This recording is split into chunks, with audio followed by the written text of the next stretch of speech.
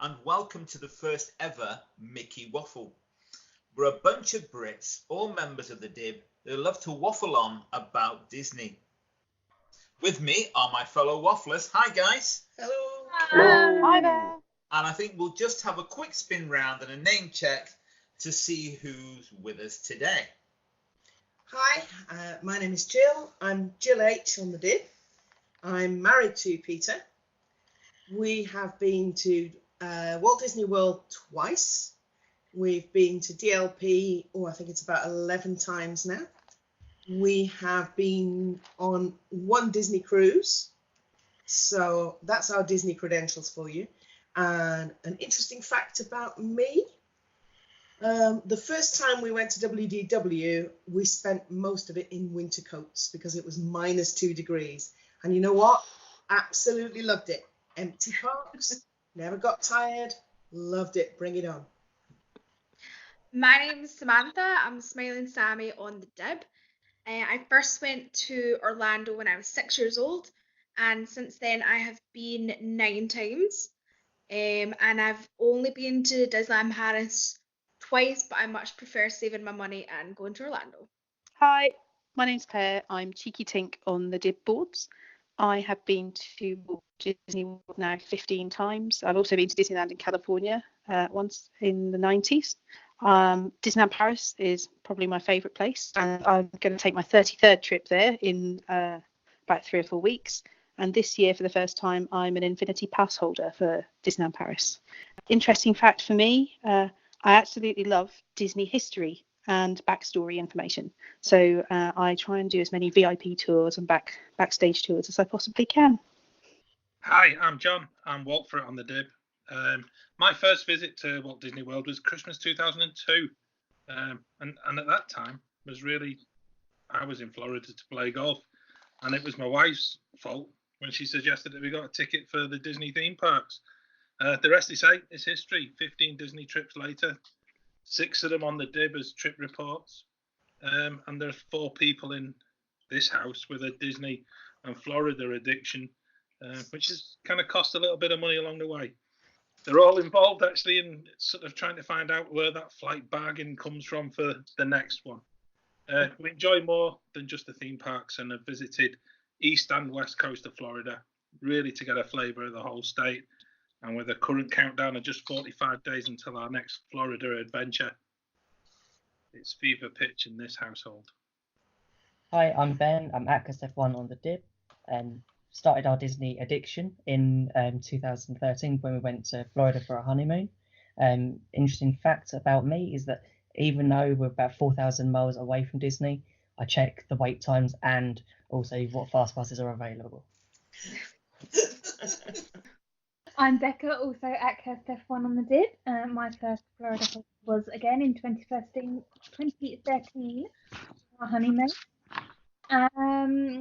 Interesting fact, we were actually out there during Hurricane Matthew. Quite nice. Interesting adventure, that one. Hey, I'm Lloyd. I'm the far less pretty half of Emma and Lloyd on the DIB. We're yet to visit a Disneyland park, but we've been enjoying Walt Disney World over the years. I've been going since 1989. I've been about 14 times. Spent the 90s visiting Walt Disney World with my folks, and then had my first solo trip in 2002. This trip was particularly cool as I managed to befriend a couple of Imagineers. So I got a couple of opportunities to see behind the curtain, which was cool.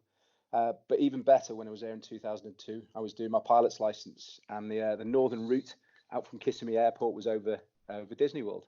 So I even managed to get my very own airborne fireworks cruise one night, and I could watch Fantasy in the Sky from above, which was particularly special.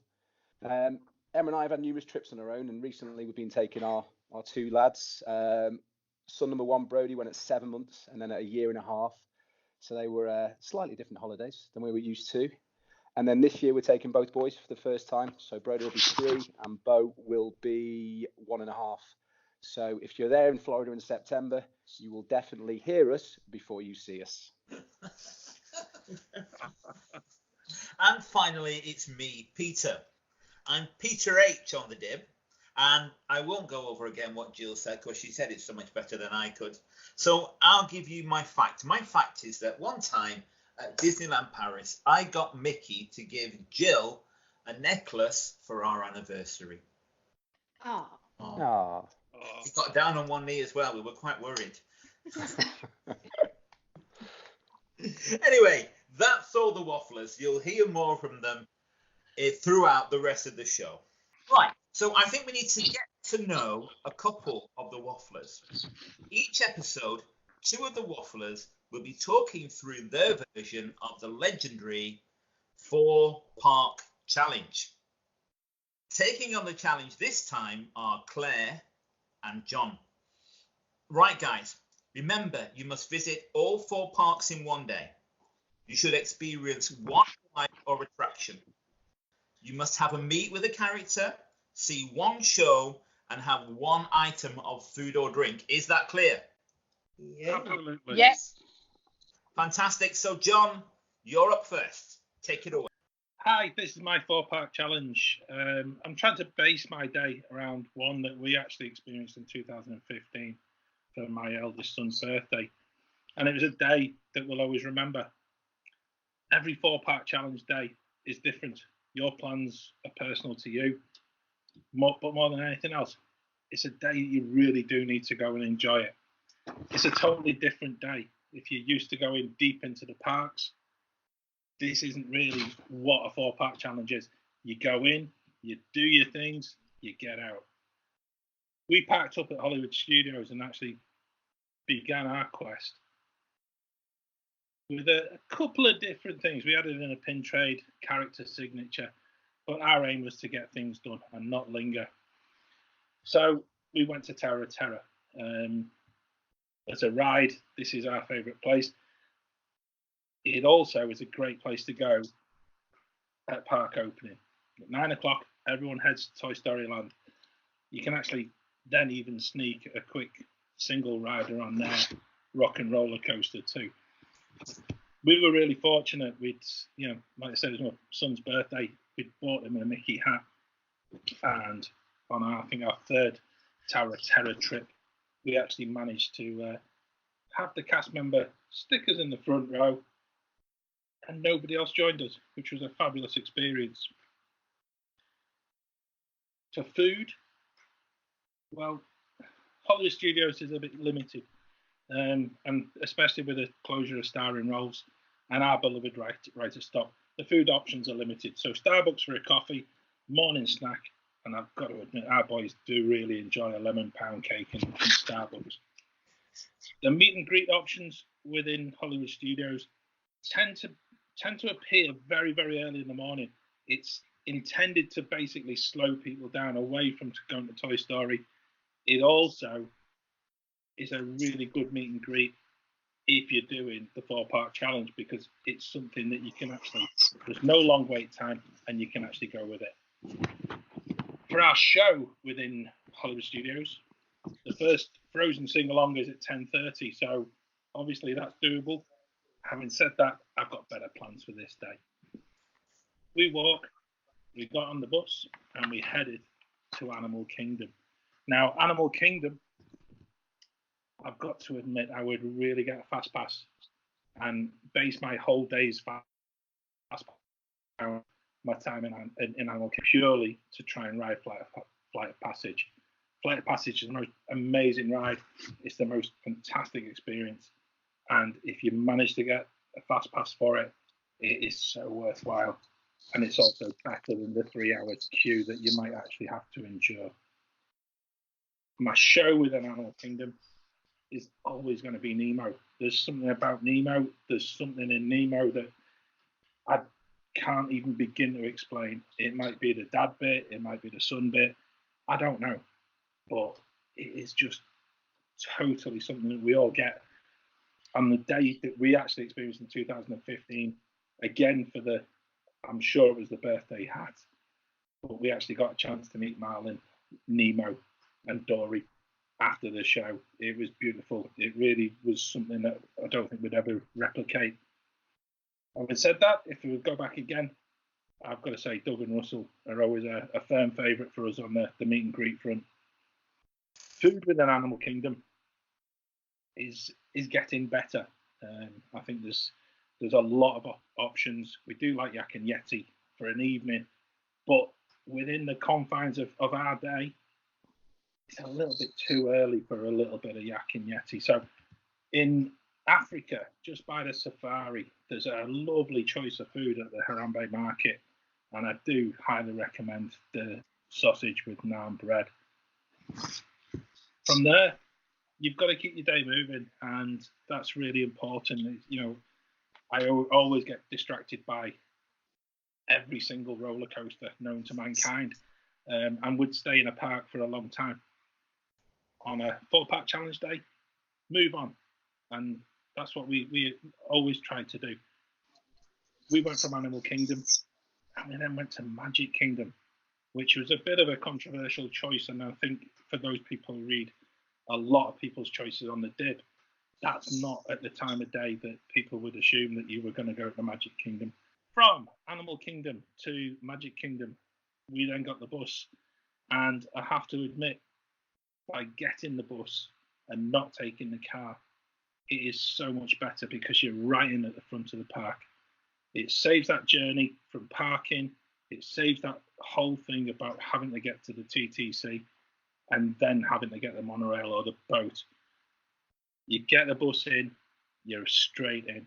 And for us, there was only one ride I think that a lot of us would always choose, and that's Space Mountain. Space Mountain, I would queue for, but if you're really, really good, by the time you're leaving Animal Kingdom, you will get another fast pass. And I think that's where you really need to use your phone in this day and age, and trying to make sure that you get fast pass to work for you. The show within Magic Kingdom has to be the 3 o'clock parade. It's the only parade, and I think that's the unfortunate part now, having been at Disney for a long time and seen an afternoon parade in Hollywood Studios, and seen one at Epcot, and also seen the one at Animal Kingdom. The one in Magic Kingdom still remains. We all need to go and see it. Our food option, it's the middle of the afternoon. I think you all need an ice cream, and we do enjoy the ice cream from the Plaza Ice Cream Parlour, and it's needed because after the parade and having sat, waited, you tend to get to frying point. Best place to go for a character meet and greet, Mickey at Town Square. I know he doesn't talk anymore to you, but I've got to admit that was a really big thing for our boys, and we're best to do it. You're in Magic Kingdom, you've got to go and see the mouse himself, haven't you? From there, it's the monorail, and the monorail to the TTC again, and then off to Epcot. And by this time within the whole day, we're looking at probably about 4:30, and having used your time sort of really wisely, you arrive at Epcot at a really good time because you're able to then find out that you can manage to use a next fast pass, or you can then go and try the single rider line for Test Track. For us, this is a really, really good option, and Test Track is our favourite ride as a whole family. Meet and greet, we always go to Baymax. We found a really fantastic ear hat last year, and my eldest son then ended up wearing it and met Baymax, and we had the most brilliant interaction with a character who doesn't talk, doesn't sign, but it was fantastic. Food options in Epcot are really plentiful, and our favourite place, really for a counter service, we tend not to, if you're staying off site, counter service is a really good option, and you look for value. And it's that little hut at the left-hand side as you're going into the pavilion in Japan. It's a great place. And I've got to admit, as you come out, you've got the most fantastic location for fireworks. Which brings me to my show. because Illuminations Reflections of Earth is going away this year. It will be missed. However, I don't think it's actually as good as it was, having seen it over a long period of time. Unlike Wishes, I'll at least get the chance to say goodbye, and I really appreciate that. I just hope that its replacement is just as good. For our whole day, and for one last moment, if you remember, I said that we didn't do the Frozen show at Hollywood Studios where the cars parked. We're heading back to Hollywood Studios. And as we leave Epcot through International Gateway, look into the Friendship Boat, we look for the 10 o'clock showing of Fantasmic. My eldest son's favourite show. It's a fantastic way to just end 4 parks, 1 day, a challenge. And by the end of it, you'll actually have that just true experience of what Disney's all about. It's a wonderful thing to experience, a wonderful thing to try and do. You can make it as hard as you want. You can make it as difficult as you want by adding in different parts of the challenge. However, it's memorable and it'll stay with you forever. Our day in 2015 is still talked about. It's still one of those days that we will never ever forget.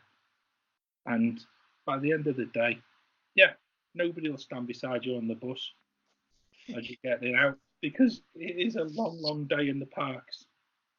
But you just enjoy it. And when you get back to your villa, you sit in the pool and you just absorb everything that you've experienced.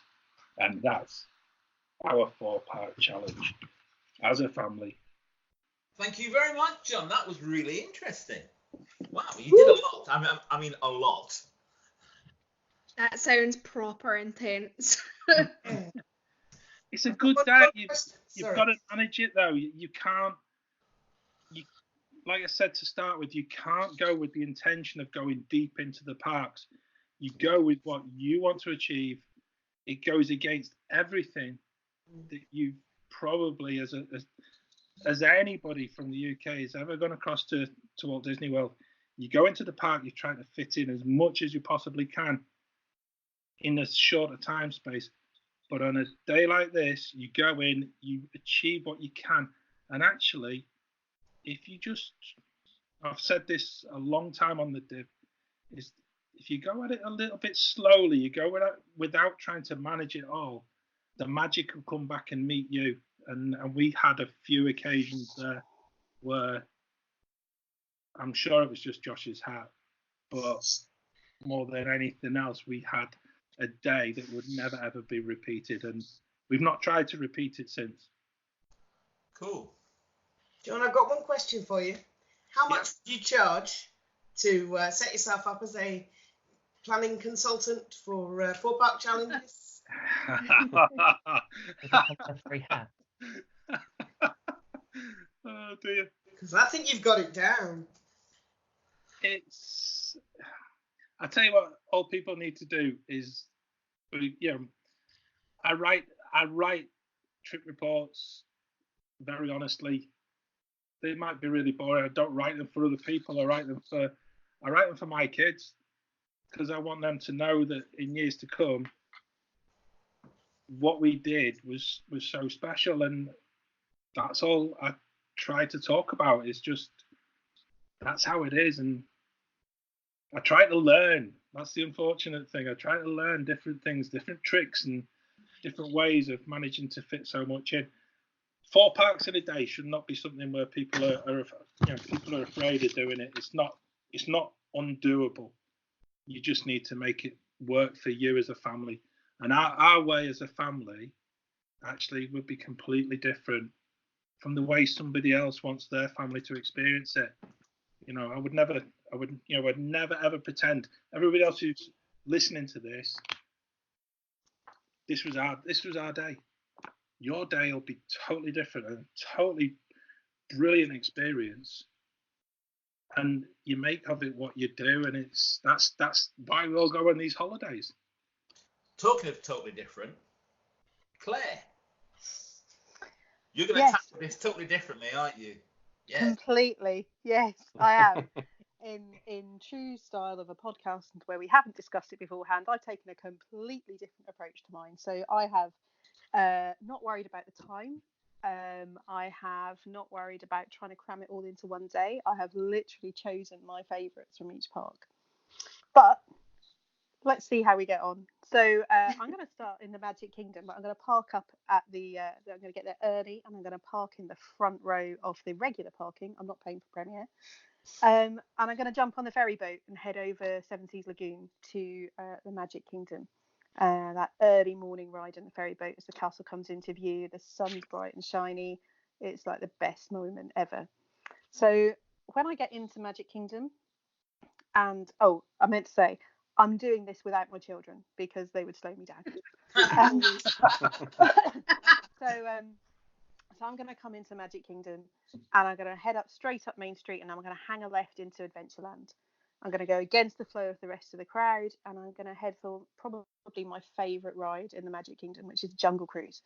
Now, I love the Jungle Cruise, especially when you get a fantastic skipper who just delivers that script on the money every time. It's also great fun when you get a fantastic skipper and nobody else in the boat gets the jokes. So that, for me, when you're the only people laughing, that makes it even better. So after I've been on the Jungle Cruise and I've seen the backside of the water, I'm going to jump off and head straight over to the Sunshine Tree Terrace and grab myself a citrus swirl float. None of this Dole Whip rubbish. Give me the citrus swirl and make it a floaty one.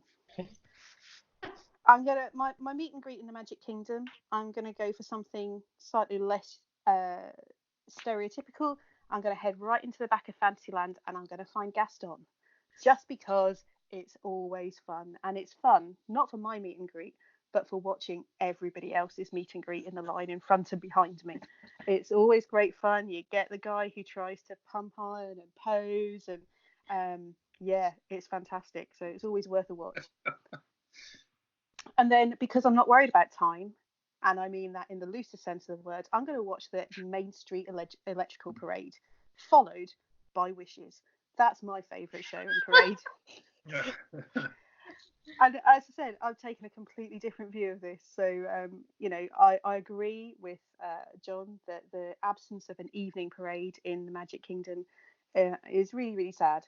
But the Main Street Electrical Parade for me was always my favourite. I remember watching it for the first time ever, and I think it was in like 1992, and I bought a book of sheet music of Walt Disney World, and I went home and I learned the piano how to play the Baroque hoedown, and I was so proud of myself. I love that parade and I love the music and I love the swirly snails. So after the Magic Kingdom, I'm going to head out of the park onto the monorail and head over to Epcot. So all together now, por favor, manténganse alejados de las puertas. So when I get into Epcot, I'm going to head for Test Track.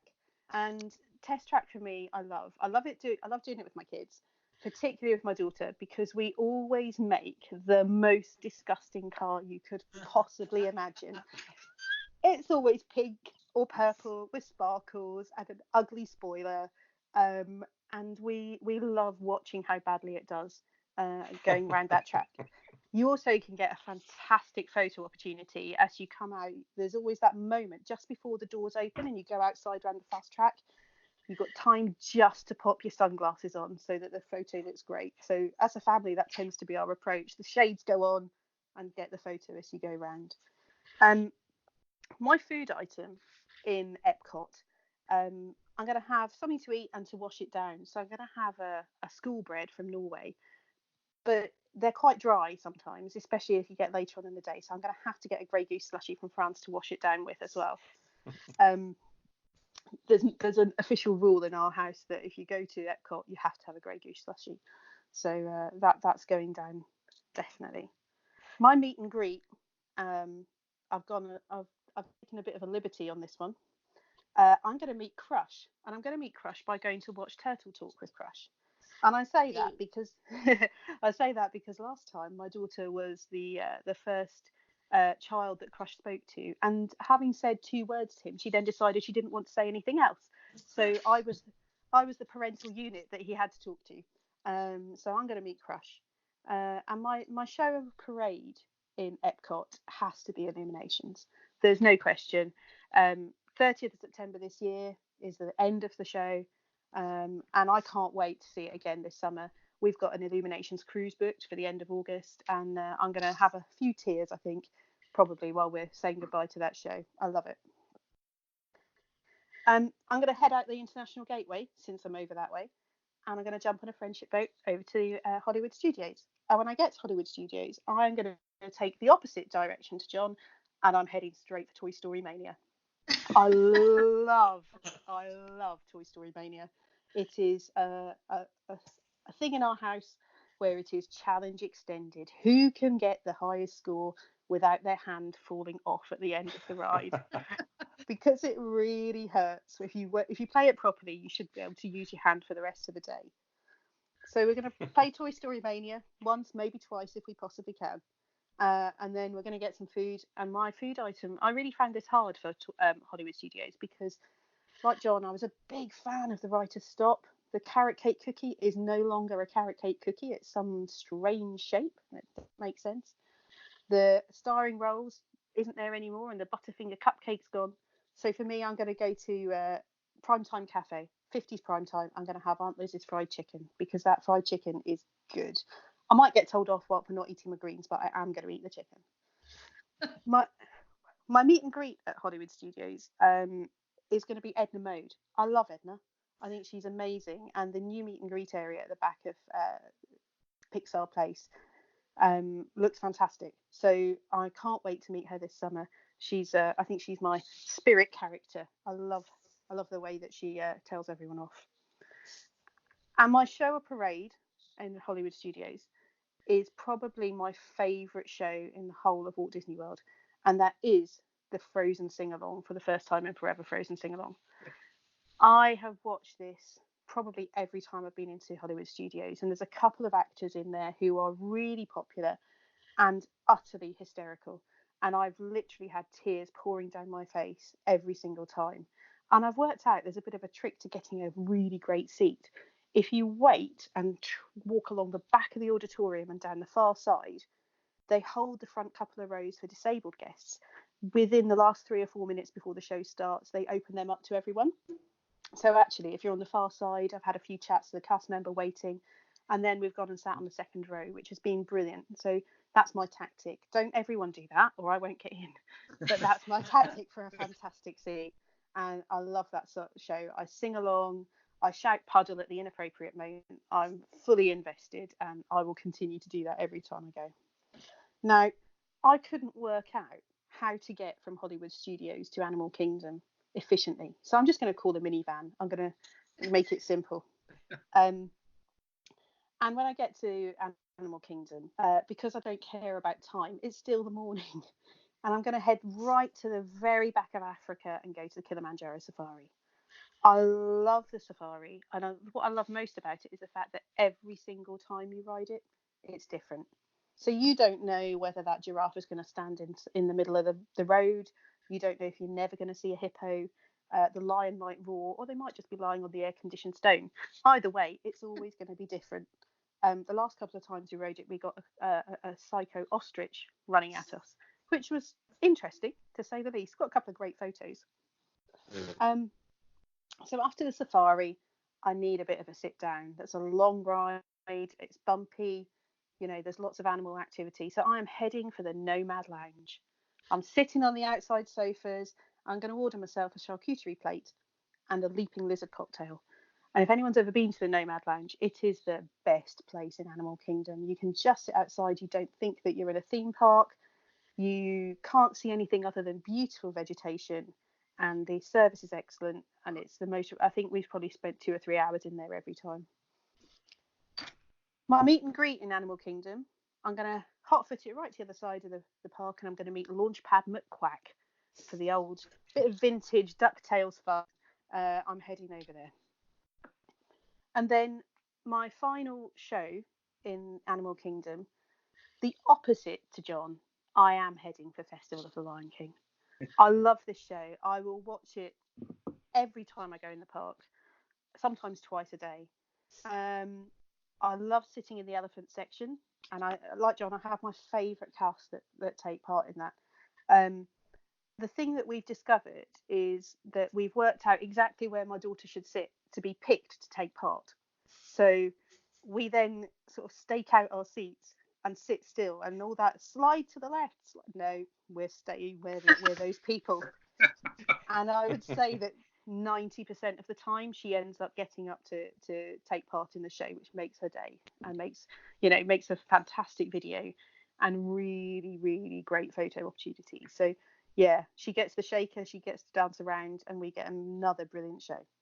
So those are my choices.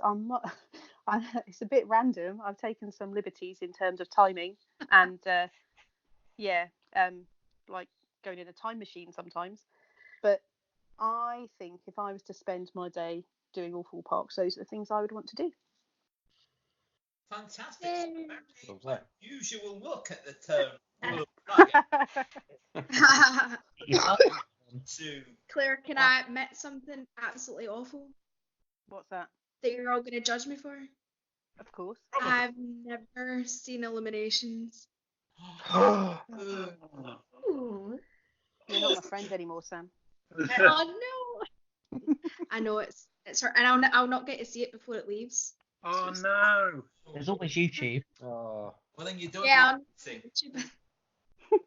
I'll also let since I'll go a little bit off topic as well, but I would also say that I think I've been quoted on the boards that in the past couple of years, Illuminations doesn't look the same as it looked even 6 or 7 years ago. There's parts of the show that are not working, which I think is why they've and they can't get replacement parts for it. So they've realised that they've had to go and reimagine it, which is, I think, is really sad. I would also go back as well that your mention of Wishes as your, in Magic Kingdom, Wishes still to this day is certainly my favourite. And they did T-shirts when Wishes was going away, and we weren't there, we weren't privy to it. We actually got the T-shirts sent to people that we know in America, just so that we got one of the final Wishes T-shirts. And I've got to say, the news today about sort of holiday wishes is going away is really a sad moment. It's the last part of Wishes that we're all used to seeing. And I don't know, time and a place. I know a lot of people like Happily Ever After. I would take my hat off to that, but there is something totally about Wishes. We were very lucky that we were there on the last night of Wishes. Wow. Oh wow! We saw the second or the first night of Happily Ever After. Cool. So I think We have the tickets. I bet you had a lot of people in tears on the last night of Wishes, though. I know a lot of cast members were really, really sad. Stop it. For me, Holiday Wishes was my absolute favourite, not least because we saw it on my birthday. And we went to the parade and stood at the parade, and Santa in his sleigh spotted my birthday button and shouted happy birthday to me. So, I mean, when you've had that happen to you, anything else that happens that night, it's just going to be a bonus. But yeah, we absolutely loved Holiday Wishes. It's absolutely beautiful. Brilliant. So 2 very unusual looks at the 4-part challenge there. So guys, open to you. Any questions? Anything? No. I'm very disappointed that no one chose Living with the Land as one of the rides. Oh, good call, Lloyd. I have to say, That Lloyd, might Very be on disappointing. mine. that was nearly on my list. So close to being on my list. As was Mission Space Orange, because I love things that spin. But do you know what? It's the ugly cars win every time. To be honest with you, Lloyd, it's in my notes because it's a lovely, lovely ride, but you generally don't have to queue up. And one of the things that Fast Pass Plus has changed about the whole of Epcot is that you're now looking at wait times of like 35 minutes, whereas like 5 years ago, it was always walk on, and there was always. It's just a beautiful thing to do, and I think I shared with all of you guys is we did it as the behind the scenes tour. Yeah. When you're actually on stage, actually makes it a completely different experience because you're watching the boats going by, and for a lot of people who would ever go and visit Epcot, it's not a lot of money.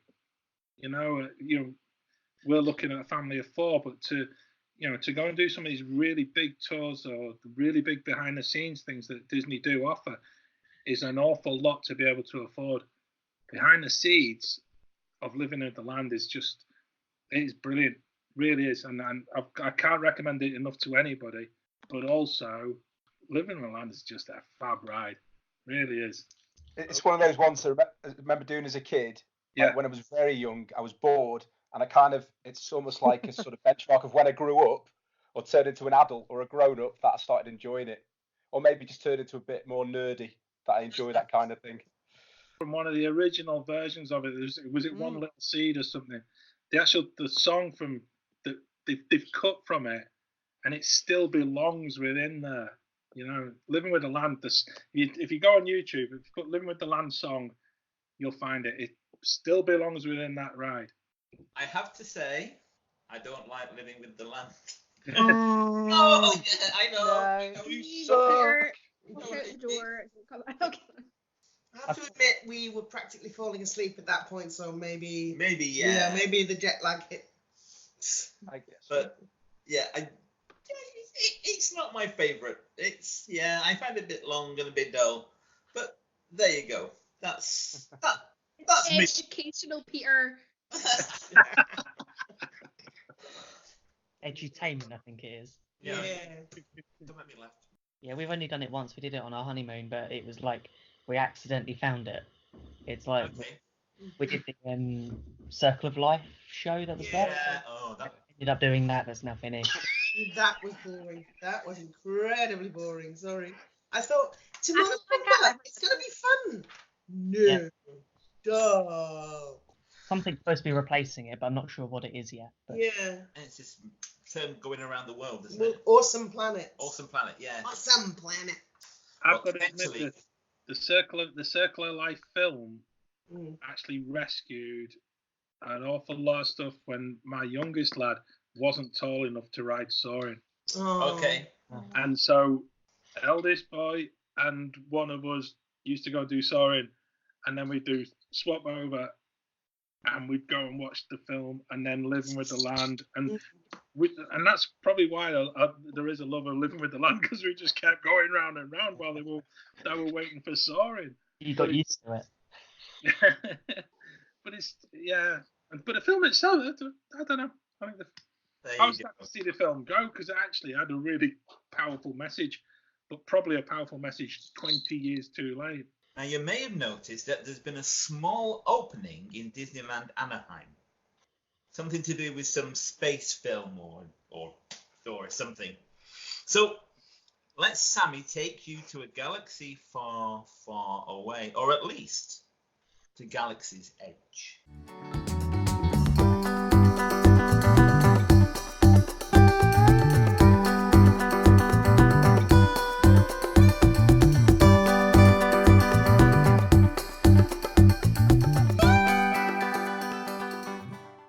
So, unless you guys have been living under a rock, I'm assuming you've heard about Star Wars Galaxy's Edge or Star Wars Land at Disney. This is a highly themed land within Disneyland California and Disney's Hollywood Studios in Orlando, in which you're meant to feel like you're in the movie, you're in the Star Wars universe. There doesn't seem to be much differences between the lands on both coasts, apart from the opening dates, which are the 31st of May in California, which means it's open, and the 29th of August in Orlando. So the lands themselves will have 2 rides. The Millennium Falcon Smuggler's Run, which is an interactive motion simulator in which 6 people take control of the famous starship, and your actions actually impact the ride experience. So that sounds quite interesting. The second ride, Star Wars Rise of the Resistance, it won't be open until the lands have been both open for a while. There's no specific dates yet on when they'll open, but it seems it'll probably be a couple of months after the initial opening of the lands. Rumours are they're actually having trouble with the tech in the new ride. The rides will be trackless dark rides, and the size and scale will apparently be incredible. I guess we'll have to wait and see. Along with the rides, there'll obviously be dining and merch options. Docking Bay 7 Food and Cargo will be the main restaurant and will be a counter/quick service restaurant. There'll also be a stand called the Milk Stand, which will be similar to Pongo Pongo in Avatar. That will be a snack and beverage spot and apparently selling blue milk. Sounds interesting. I'm not much of a foodie, but I'd be interested to see what everyone else thinks of the food options that will be coming to Star Wars Land. There will also be a bar called Oga Cantina with a similar vibe to the cantina scene in the Star Wars movie A New Hope, and it will be selling alcohol, Claire, and non-alcoholic beverages. Last but not least, a wee mention on the merch options that will be coming. The first custom merch option will be to design your own droid, and the other one will be to design your own lightsaber, which will be one of a kind. Of course, there'll be all the normal merch offerings like apparel, toys, and collectibles and such. So I just wanted to quickly cover what the lands will consist of. Disneyland California is now open, although you have to have a reservation for the first month. So if you're just wanting to walk in, don't, because they won't let you in. And obviously Orlando opened in August. I want to open up the discussion now. Should we start with rides? Because I really want to hear what Queen of Team Wimp thinks about the rides and if she's going to be riding them. Jill, can you shed any light? Well, obviously the only one I know anything about is the one that's already open, and that is the Smuggler's Run one. And I've heard it described as a cross between Mission Space and Star Tours. I've never done either of those rides, so there you go. I think Star Tours I would probably throw up. And Mission Space, I didn't even want to do the green one, so but I'll probably give it a go because I've heard it's not as kind of twisty-turny as Star Tours, but I don't know. I'd probably give it a go. What does sound interesting is that the different buttons that you press and things that you do apparently have some kind of outcome. Yeah. So I'd probably manage to crash the ship. Which you can do. You can actually crash it. Yes, you can. Yeah. Yeah, I'm pretty sure you can. Pretty sure. Anyone else on both rides? Even though one of them won't be opening for months. On the Rise of the Resistance, did you see when they were constructing Galaxy's Edge? Did you see the big AT-ATs?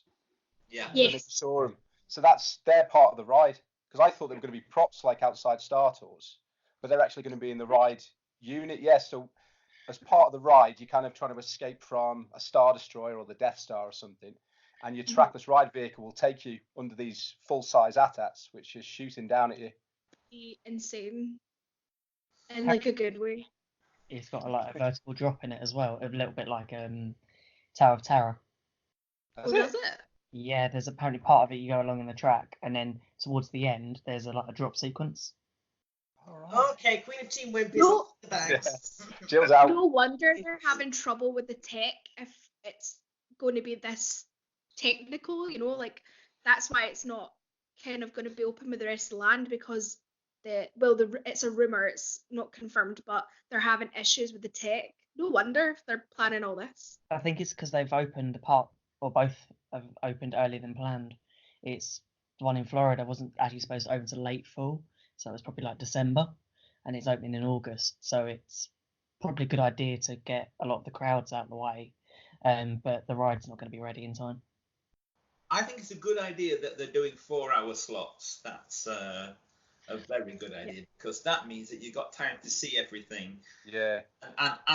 And looking on social media, it looks really spectacular. They really do take you to a different planet. The longest queue for Smugglers Run's only been 60 minutes. Yeah, Yeah. that was really Or- smart on their part. But they haven't announced anything they're going to do like this in Orlando. Right, okay. That So- might end up as a free for all. I believe you can get bathroom tickets or something.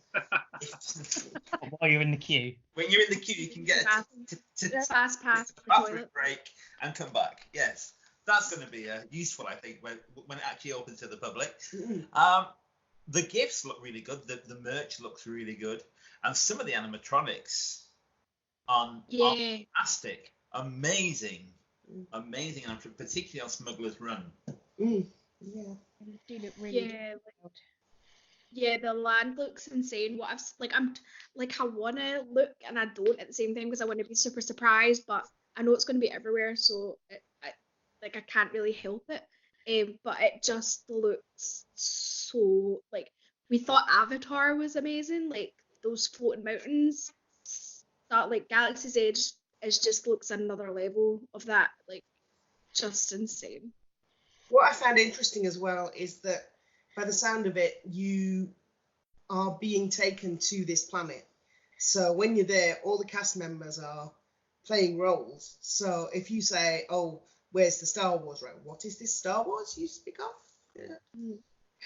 Yeah, and apparently they're going to be able to interact with you on how you do on the rides and stuff. But I read that like if you crash the plane, you know, the Millennium Falcon, cast members will be able to see who did that. Sorry. I better start brushing up my apologies. The Corellian freighter, woman. If you crash the Millennium Falcon, then the cast members will be able to know that somehow. I don't know if they will scan your band or something. I don't know how they're meant to know this, but apparently they will know things that you've done in the land and be able to interact with you on that level. So that seems kind of like interesting. Yeah, we saw a clip on YouTube the other day that if you crash the Millennium Falcon, as soon as you get out of the ride, there's like sparks and things going off, so you know you've crashed it. It just looks so realistic. Yeah. It'd be like I think it's going to be game, wouldn't it?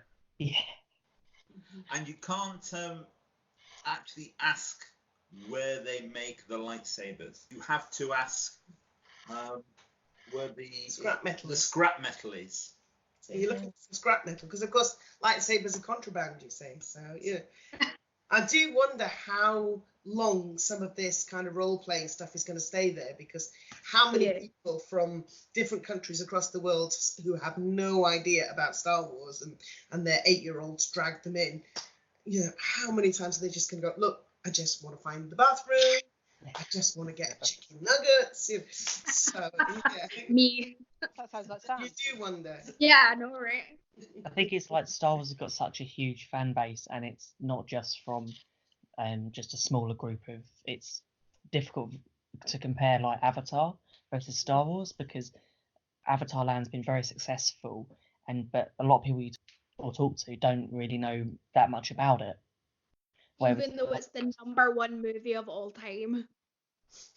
Still, yeah. The thing is with Pandora, they've kind of shot first, and they've built the land, they've built Pandora. When they've got, is it 3 more films in the franchise? Yeah. 5. 5 more. Wow. Yeah. 5 more is coming. The next one's called the freaking Seed Bearer.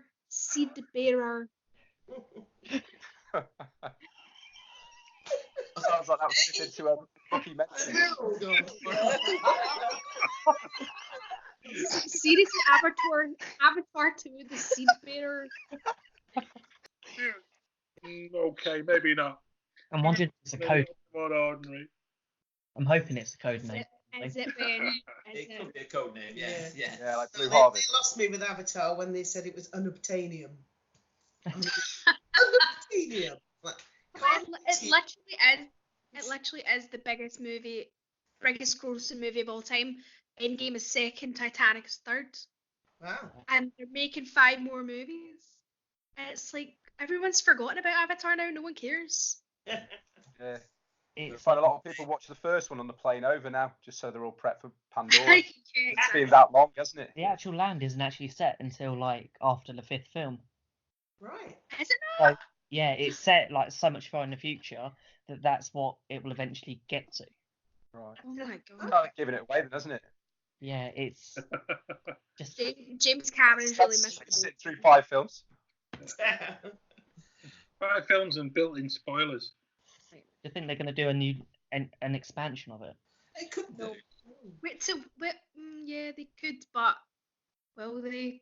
I predict, right, that each Avatar movie, like, are less and less people are going to see them every time. They're going to bomb. The second one, people will go and see it because, oh, Avatar, blah blah blah, and then the third, fourth, and fifth are going to bomb. Yeah, the second people go and see because of the title, and then the third, fourth, fifth are just going to go down unless they can come up with just as good titles. The titles are out there, all of them. I All can't of them. remember the other ones because they weren't. Right. See if you Google Avatar sequel names, they're all out there. I dread to think. I just remembered Seedbearer because, I mean, that one sticks in your head, doesn't it? I could Avatar and just do build Wakanda and Animal Kingdom. I think everyone would like a Black Panther. Yeah. Yes. So what do we think about the blue milk? There's blue and green. I want to try it. Apparently, it's coconut milk. It's not dairy. Is it? Yeah, it's vegan. Yeah. Just They sound a bit boring. Oh, I've got the titles if anyone's interested. Oh yes, We have with them. Good on you. The Way of Water, that's quite a pedestrian title, I think. They're taking then the chance on the next one, The Seed Bearer. And then the third, we have The Tulkun Rider, which sounds good. And number 4, or number 5, The Quest for Iwa. Oh, Iwa. Yeah, that's that. Isn't that the goddess of Eve? Yeah, and then River I Journey. thought it was one of the small furry things in the forest in Star Wars. Yeah. That's an Ewok. Oh, is it? Thanks. But oh There my is god, a connection Seedbearer makes me between laugh every Avatar time. and It's supposed to be a crossover. Can only make Avatar better. I can think of one connection between Galaxy's Edge and Avatar and Pandora, which is you can both get something that sits on your shoulder and works like a puppet. Because you've got what are the horses called in Avatar? The Banshees. The Banshees, that's Yeah. right. The Banshees in Avatar and these monkeys Yeah. in Star Wars that basically sits on your shoulder and you work them like a puppet down here. Yeah. The little remote thing. And it's about how The one is that the one that like Jabba the Hutt has, like those wee like creepy things? Yeah. Yeah. They're about $80, I think.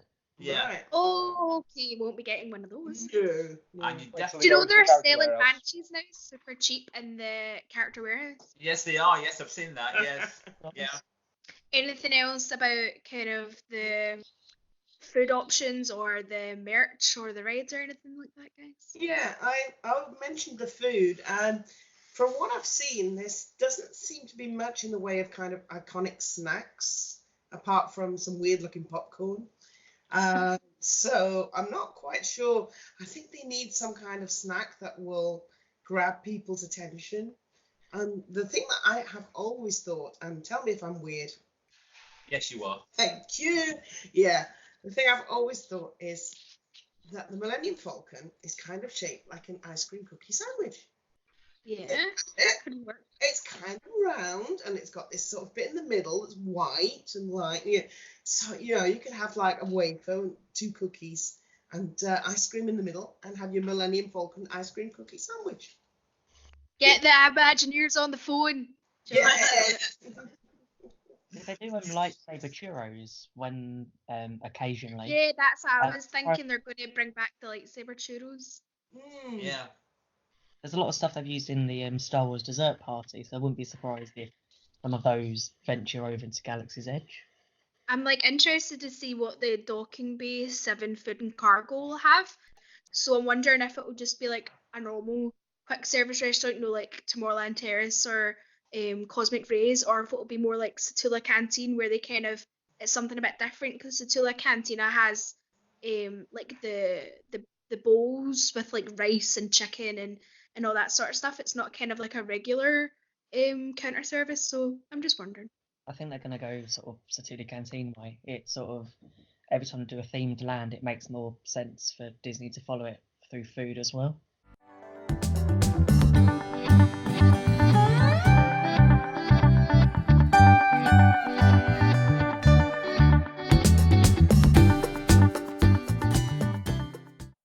And next, Jill is going to take us to a place on the Dib you might not know about. With a bit of pixie dust, it's over to Jill. Thank you very much. You'll have to excuse me, I'm coping with the ultimate cold, so my voice does sound a little bit hoarse tonight, but hopefully it won't get too much in the way of what I'm going to tell you about. Now, I have been on the Dib since 2008. Not continuously, although sometimes you might be forgiven for thinking so. But I do spend a lot of time on the Dib. But there's still some areas of it that are a complete mystery to me. For instance, the DVC section. I am going to need the help of some of my fellow presenters to unpack what that means one of these days. However, there is an area of the forums which you might not have come across that I really like. It's called Pixie Dust Postcards. It's part of the Dib community section of the boards. Now, I should say at the outset, if there are any little ones listening right now, you might want to pack them off into the other room, because we are going to take a little bit of a backstage glimpse into how some of the magic works. Okay, all gone? Door shut? Good. The idea is this: if you're going to a Disney park, mostly Walt Disney World, you can offer to send a pixie dust postcard to someone who's going there soon. You might say on the boards, I'm off to Orlando on the 1st of November and I'd be happy to send a PDP for someone who will be out there in the next month or so. Then someone who wants one might post on the thread and they say, oh yes, we're there for Christmas and my kids Emily and Adam would love a card from Mickey. So you get in touch with them by private message and you get the name and address of the person that you'll be sending a card to. Some people might like to share other details such as what resort they're staying in or what their child's favourite character is. So off you go to WDW, you buy a postcard that you think the person would like, and you write a message from Mickey or whoever. If you're lucky, you might be able to get Mickey to actually sign it, but obviously don't forget that Mickey's writing is a bit big for a postcard. So I think on this occasion, it's okay to sign it on Mickey's behalf. I mean, I'm a PA, so I quite often send letters on behalf of my boss. I guess we're doing the same kind of thing. So you might say something like, hi there, Emily and Adam. It's your old pal Mickey here. I've just been to see the room that they're making up for you at All Star Movies, and I'm sure you'll have a swell time when you come over for Christmas. See you real soon. I didn't attempt to do Mickey's voice. At the moment, I can't even do my own voice very well, so apologies for that. But hey. Anyway, you then post the card from somewhere in WDW. Don't forget you can buy postage stamps there, and there are post boxes. They're not always easy to see, but they're there. The card then arrives hopefully before Emily and Adam actually go off on their holiday, and hopefully they will be thrilled to get a personal message from Mickey wishing them well. And similarly, if you're going on holiday soon and you would like a PDP sent to you or to your family, you can post on the board giving your holiday dates, and you can ask if anyone would like to send you one. And that's it, really. It's a simple little thing, but it can be really good fun to send and to receive. We don't have children, but we've had PDPs for some of our Disney trips, and it's always been a great way to spark that pre-trip excitement. We've also sent some, not always to children. I remember sending one to someone whose grown-up daughter absolutely loved it, and since she knew it wasn't her parents' writing, she spent ages trying to work out who could have sent it. As I said, they're most often done for Walt Disney World, but we have sent and received them from DLP as well, and I'm sure there have been some at the other parks too. Have a look at the section of the boards and see if you could offer to send one the next time you're off to the Magic. So anybody had or sent a pixie dust postcard? Until Jill first mentioned it, I'd never even heard of them. They're a great idea, though. Right, okay. Well, Yeah, I'm with you, Becca. I didn't know they existed. Yeah, I've heard the phrase, but never knew what it. I kind of half got an inkling, but I'd never knew the full in-depth idea behind it. It was brilliant. Such a lovely idea. As Jill said, we've sent a few and had a few from different parks, and it really is a way to spark that joy. You really know you're going to a Disney park when Mickey or your favourite character sends you a postcard. It's really good. I think one of the biggest things for us has been it's been a two-way process, and that's been the most amazing part of the dib as well, because once people acknowledge the fact that they want a postcard, then you will go out your way, and it doesn't take 10 minutes of your holiday, but to send somebody a card for a child in particular, and for them to actually have that as either part of their reveal or just the fact that it adds to their excitement is just such a brilliant way of sharing the power of what the dib's about. We've had it the other way where people have sent us cards, and it is lovely to see two young children sort of come home and then find a postcard on the map. Is wonderful, and like everyone said, it's not something that's flagged up, but it really is special, and it's something that, you know, it's true to what the dib's all about as well. Yes. Excellent. Go, Sammy. No, yeah, I was just going to say that I'd never heard of it before either, but I think it's really like a great idea, just like a really simple idea, but I think kids would really love it. Obviously, adults can love it too, but I think it's really good for kids. Like if it's their first trip to Walt Disney World or something, it's really, really cool. We sent one from DLP a couple of trips ago. We knew that Jeff and Darren were going to be there a month or so after us, and so because we already knew their address, we didn't say anything to them on the boards, but we went out and we bought a card, and we sent a card from Donald because we were at Newport Bay. He spent ages trying to work out who it was from. He did figure it out in the end, but it took him a while. And that's what makes it so lovely. You know, it doesn't matter what age you are. It's that fact that, you know, very few of us in this day and age actually are kept in touch through post. You know, everybody sends a text or sends an email, and actually to have something come through your front door that connects you with DLP, Walt Disney World, any park is the most beautiful thing, and I think lots of us really need to turn around and have a look at it, how you can impact on so many people's lives. It's lovely. So that's Pixie Dust Postcards. Why not go on the dib, go to the Pixie Dust Postcards section and try it out for yourself.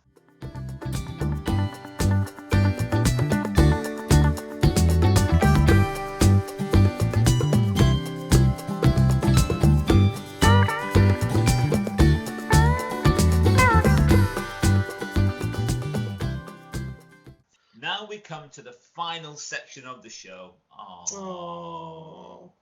The Mickey Mentions. An anniversary, or maybe a trip happening soon, or any reason to celebrate, then get in touch with us and we'll give it a Mickey mention. Our first mention tonight is from Kayla. Can I say a big happy birthday to my little boy Andrew? He is 6 on the 10th of June and his favourite character is Buzz Lightyear. We're having a themed party for him to celebrate going to infinity and beyond. Andrew, we wish you all the best and hope you have an amazing day. Happy birthday, Andrew! Our next mention is from Horace.